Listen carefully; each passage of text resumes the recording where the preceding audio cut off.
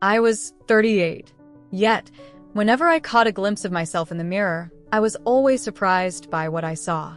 There was one thing that never failed to make me smile, a reflection that, despite the passing years, still looked youthful, vibrant, and alive. Time has been kind to me.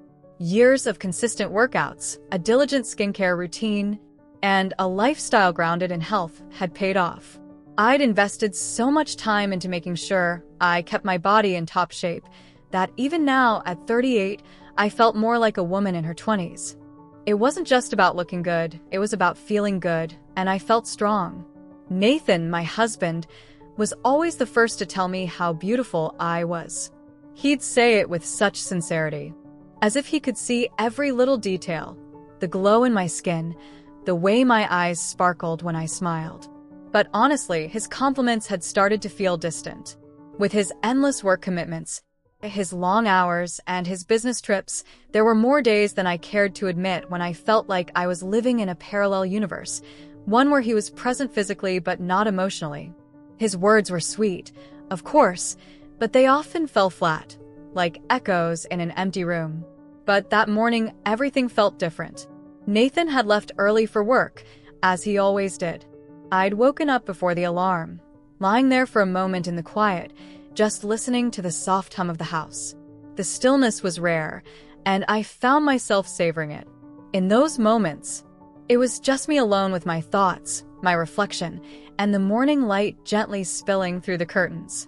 It had become a luxury, these early mornings to myself, a gift I'd learned to appreciate over time. I didn't have to rush to get anywhere or do anything. No distractions, no obligations. Just time to reconnect with who I was before everything else demanded my attention. I decided to treat myself to something special, something just for me. A long, relaxing shower. The warm water was a balm to my soul, the steam enveloping me in a cocoon of peace. As I stood there, I could feel the tension from the past few weeks, the stress of daily life, and the growing sense of emotional exhaustion slowly begin to melt away. My mind, usually so cluttered with thoughts of work, bills, and the usual demands of life, quieted down, letting me breathe a little deeper. I stepped out of the shower, the steam rising in gentle waves around me. My skin felt soft, smooth, renewed. I reached for my favorite red lingerie, the one that always made me feel like I could conquer the world.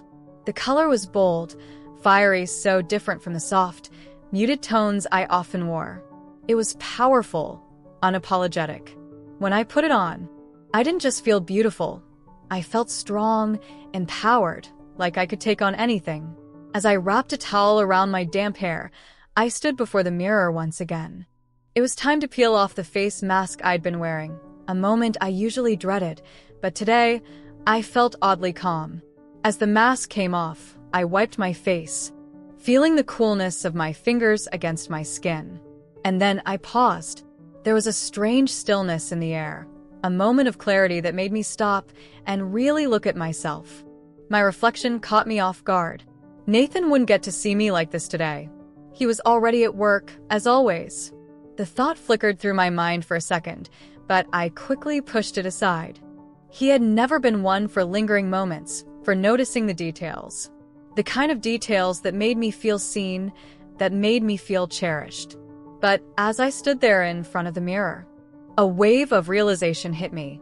The house has been so quiet lately. It felt empty in a way that I couldn't ignore. I couldn't remember the last time Nathan had truly looked at me, really looked at me, beyond the surface. Sure, he complimented me when he was around, but how much of it was out of habit? How much of it was truly about me? Lately, we were like strangers passing each other in the hallway. He was always gone to work, meetings, and commitments. And when he was home, we barely exchanged more than a few words before he would retreat to his office or check his phone. The connection between us had become a shadow of what it once was.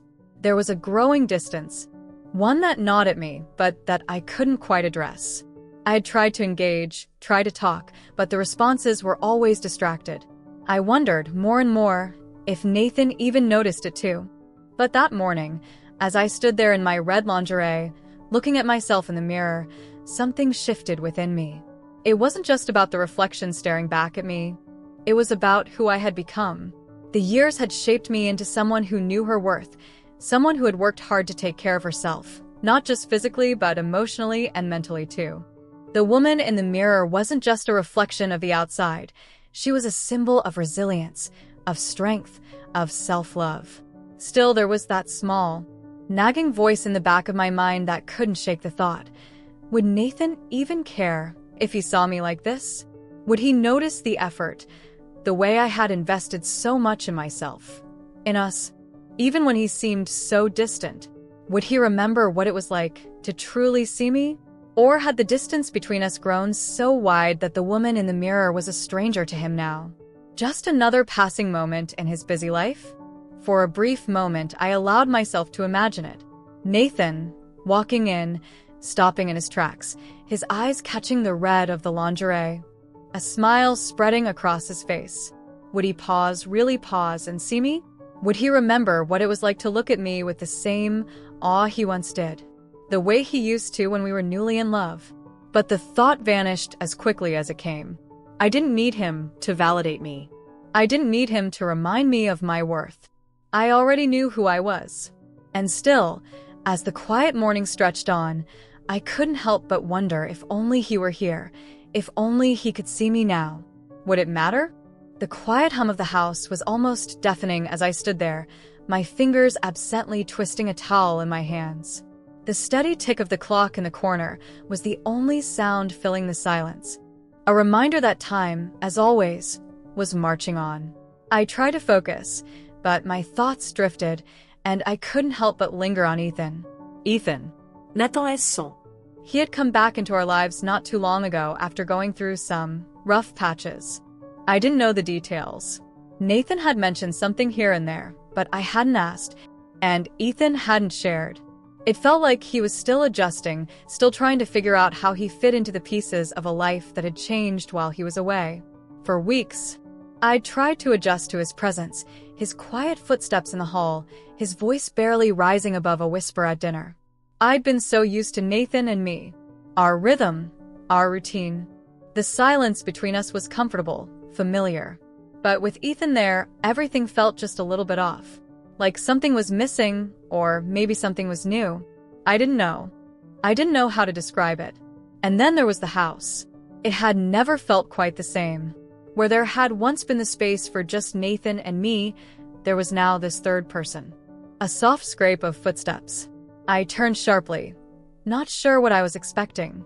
Maybe Nathan. But instead, there was Ethan, standing in the doorway. My breath caught in my throat. The sight of him, unfamiliar, yet strangely familiar, made my heart skip a beat. Ethan. He was frozen, his hand still resting on the doorknob, his face a strange mixture of confusion and embarrassment. He looked like he wasn't sure if he should be there, or if he had just made a terrible mistake by stepping into this space where I stood alone. For a brief moment, neither of us spoke. The air between us hung thick, charged with something I couldn't define. Ethan. Oh my God. My voice trembled slightly as the words tumbled out. I'm so sorry, Clara. Ethan stammered, his voice faltering, as though he regretted every step that had led him to this awkward encounter. His words hung in the air, thick with the embarrassment that radiated from him. I thought I was going to the bathroom. I didn't know you're in the middle of something. His face turned a deep shade of crimson. I stood there, utterly speechless for a moment, my mind reeling. His gaze, those wide, brown eyes locked onto mine. It was as if the world had narrowed to that one gaze, and the space between us crackled with something I couldn't name. My heart pounded in my chest, the sound of it deafening in my own ears. And then, just like that, the world seemed to tilt slightly. My skin felt like it was alive. My cheeks flushed, and for a brief, stupid moment I felt exposed, vulnerable. The sudden shift between us had me off balance, like a sudden storm on a calm sea. It was disorienting, and yet something in it made me feel alive. I quickly reached for the towel in my hands, not quite sure what to do with it, but before I could even think, Ethan's voice cut through the moment, trembling with unease. Yeah, sorry," he mumbled, backing away from the door. His face still burning with embarrassment, he fumbled to close the door behind him. The sound of it snapping shut like a final punctuation to the strange encounter. But as the door clicked into place, my mind couldn't quiet. I stood there, rooted to the spot, my thoughts spinning in 1,000 different directions. What had just happened? I felt flustered, mortified, even. But under that surface embarrassment, there was something else. Something I hadn't expected. Excitement? No, that couldn't be it. Could it? I ran a shaky hand through my damp hair, still processing the weirdness of it all. Why was my heart still racing like this?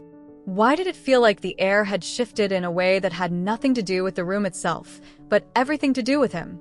My pulse was still quick when I finished drying my hair. Staring at myself in the mirror, I studied the reflection, as if it could tell me what to make of this feeling. My body was still in shape, still firm and toned, a testament to the years I'd spent caring for it. My skin, my eyes, my hair, all still held up, still vibrant. But underneath it all, there was a question I couldn't shake. What had Ethan seen when he looked at me? I tried to brush the thought aside. I had to. This wasn't about him. It wasn't about how his gaze had burned into me, or how I had felt like he could see right through me, to some part of myself I didn't quite understand. But as I turned away from the mirror, I couldn't stop the thoughts from creeping back. Why did I care so much? Why did his brief, unexpected presence seem to affect me like this? What was I supposed to make of that glance, that strange moment of connection? I couldn't quite explain it, but there was something there. Something I wasn't ready to face. Something that gnawed at the edges of my mind, leaving me restless, uneasy, but also intrigued. For now, though, there was nothing more to do but wait. Wait for the silence to return. Wait for the world to settle back into its familiar rhythm. Or wait for whatever this was to unfold, piece by piece. I shook my head, trying to push the thoughts away, but it was as though they had a life of their own, swirling and gnawing at me from the inside. I had tried to ignore them, to focus on anything else. But no matter what I did, this strange, undeniable awareness kept creeping up. It wasn't just in my mind, it was in the way my body felt. The heat that rose in my chest whenever Ethan was around. I caught myself thinking about him again, Ethan. It wasn't even the first time. My mind wandered back to those small moments, things I hadn't even noticed before. Like the way he'd walk around the house after a shower, towel wrapped loosely around his waist, his skin still glistening with droplets of water. The confidence in his movements, the way he seemed so comfortable in his own skin, youthful, carefree, magnetic. It was as if everything about him demanded attention. I couldn't help but stare. It wasn't just that he was good-looking. It was his energy, his presence that filled the room, that made me feel seen. Had I always looked at him like that? Was it this sudden, this raw, this urgent? Or had I been blind to it before, just going through the motions? Ethan was young, yes, only 24, barely out of college. He still had that spark, that optimism that seemed so far removed from the reality of my own life. I didn't want to admit it, but I was finding it harder and harder to ignore. He had become a constant presence in my thoughts, and the way my heart fluttered every time I saw him only made the tension worse. But then there was Nathan, my husband, my anchor, the man I had spent nearly 20 years of my life with. 47 years old, successful, always traveling, always absorbed in his work. A man who had grown distant over time, retreating more and more into his business, and less into the life we had once shared. I tried to tell myself that it was just the demands of his career, that we had simply fallen into a pattern, like most married couples do.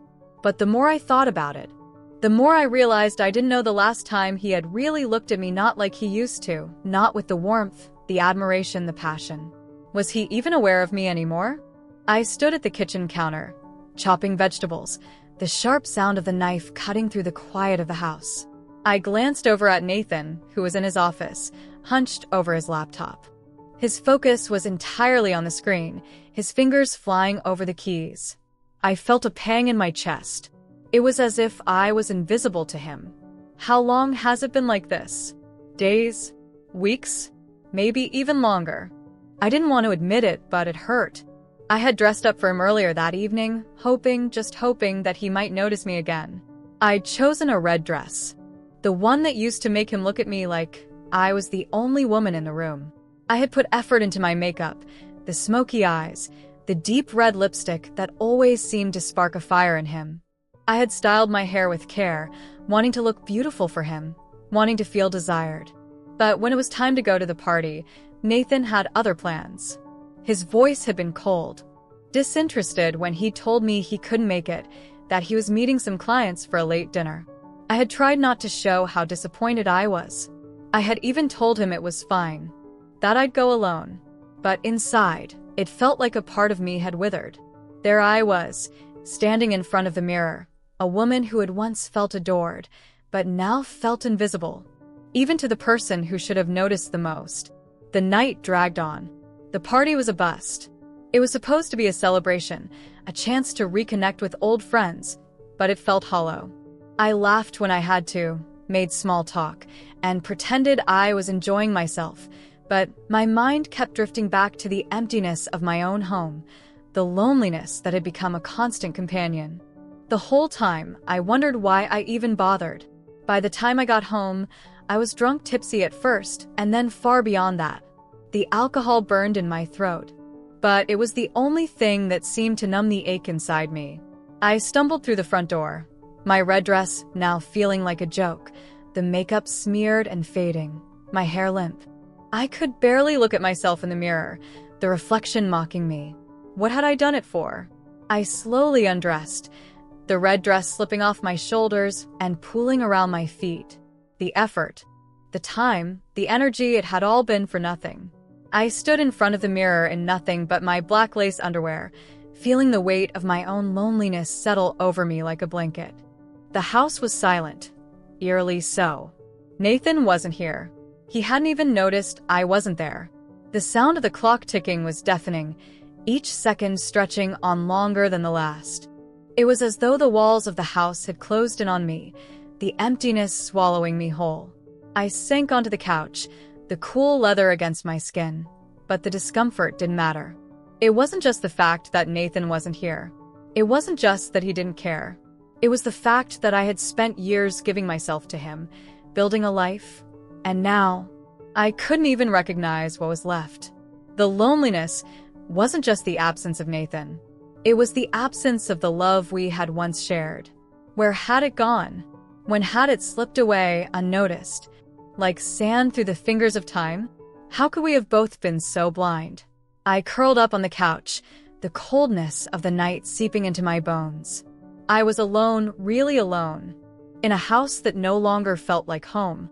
I closed my eyes, but sleep didn't come easily. The ache in my chest was too much, and as the tears slid down my face, I realized I had no one to turn to. Not Nathan. Not Ethan. I was trapped in a world of my own making, and the walls were closing in.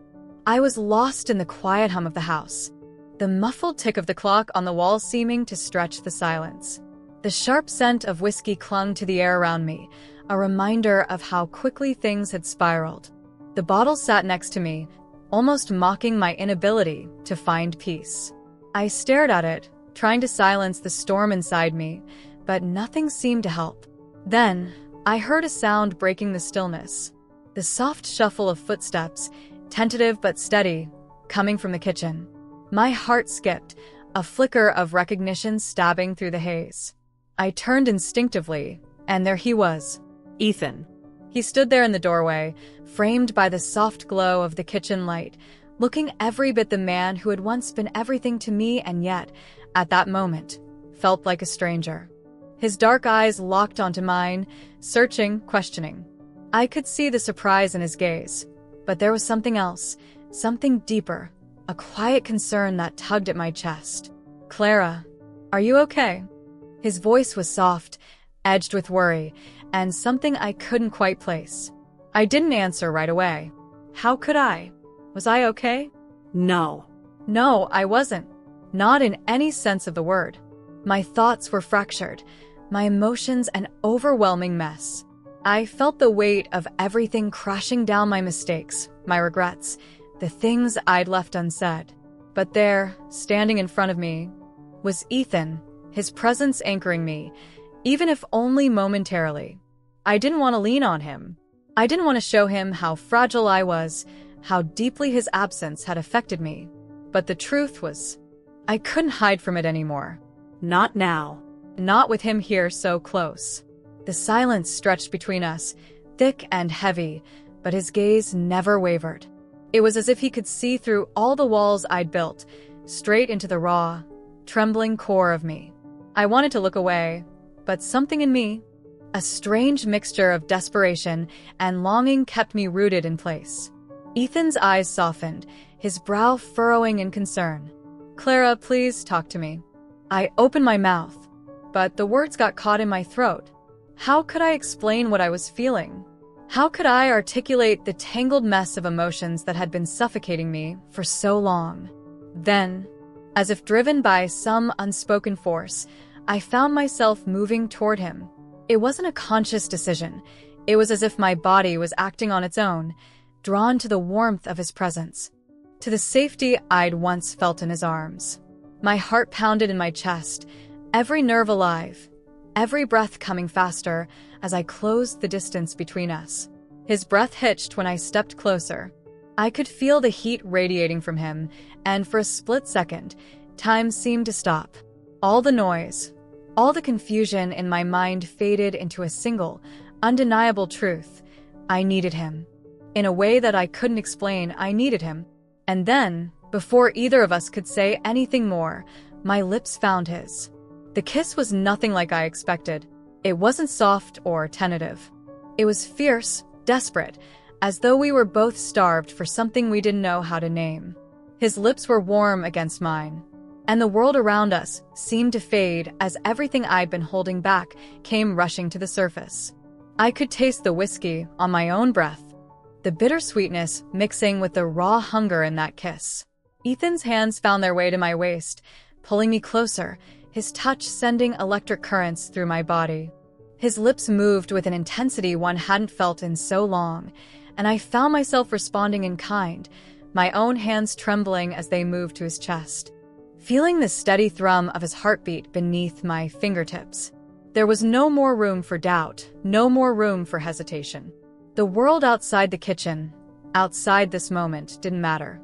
It was just him, just me, wrapped up in this desperate need that neither of us had anticipated. We stumbled backwards, our bodies colliding with the walls as we tried to find our way, hands frantic, lips never parting.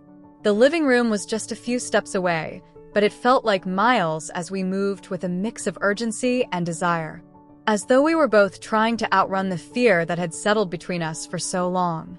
Finally, we reached the couch. I didn't even remember sitting down, just that suddenly I was there, my back pressed against the cushions, Ethan's weight on top of me, the heat of his body enveloping mine. His hands moved to my hair, pulling it free from the loose tie, fingers threading through the strands like he needed to feel me, to remind himself that I was real.